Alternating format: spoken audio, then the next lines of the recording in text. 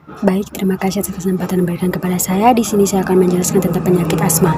Jadi, asma adalah jenis penyakit jangka panjang atau kronis pada saluran pernapasan yang ditandai dengan peradangan atau penyempitan saluran napas yang menimbulkan sesak atau sulit bernapas. Nah, saluran pernapasan atau saluran bronkial ini berfungsi sebagai tempat keluar dan masuknya udara di paru-paru. Nah, pada gambar ini itu gambar bronkus yang dimana sebelah kiri itu masih dalam keadaan baik. Kemudian yang sebelah kanan itu saluran bronkus yang telah mengalami peradangan akibat penyempitan pada bagian bronkusnya.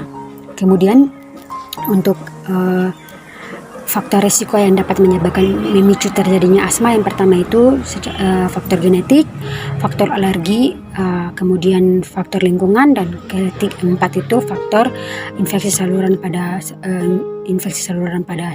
pernafasan. Kemudian bagaimana cara untuk mengobati? Yang pertama itu pemeriksaan secara rutin kepada dokter yang bersangkutan, kemudian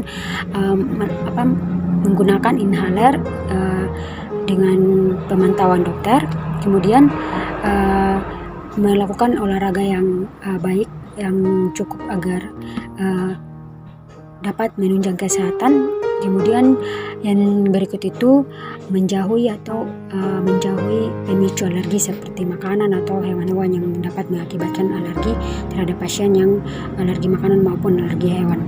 Kemudian untuk terapi farmakologinya itu di sini pasien menggunakan Berotek, di mana Berotek ini sebagai pelega atau peredah, di mana digunakan untuk meredakan serangan atau gejala asma. Jika sedang timbul bila serangan sudah teratasi, maka obat ini dihentikan pemakaiannya. Kemudian pasien juga tidak menggunakan obat pengontrol atau tidak ada obat pengontrol yang dikonsumsi oleh pasien.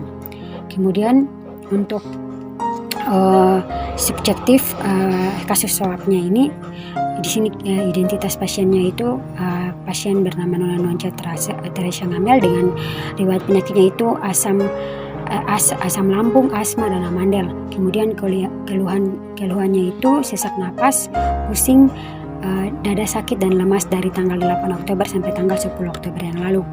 Kemudian untuk objektifnya ini dari pemeriksaan fisik, pasien sesak dan bunyi nafas wheezing. Kemudian tidak ada data pemeriksaan laboratorium. Kemudian untuk asesmennya ini dari data farmakoterapinya itu dengan menggunakan obat Berotek dengan dosis 100 mg dengan frekuensi inhalasi itu 2 kali sehari, dari tanggal 8 sampai tanggal 10 itu menggunakan obat Berotek. Kemudian untuk DTP-nya ini objektifnya tidak ada pemeriksaan laboratorium sesak nafasnya. Kemudian terapinya itu dengan menggunakan Berotek, dosis 1 kali inhalasi.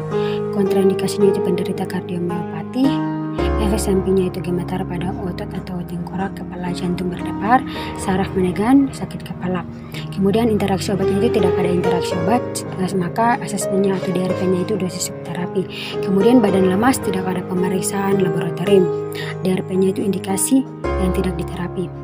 Untuk rencana kedepannya atau plan-nya itu pasien diharapkan untuk mengobati penyakit asma serta mencegah penyakit asma timbul. Pasien diharapkan agar periksa ulang lagi ke dokter agar mendapatkan info lanjut dan pengobatan yang lebih intensif. Demikianlah presentasi yang bisa saya sampaikan dengan terkait penyakit asma. Atas perhatiannya saya sampaikan terima kasih.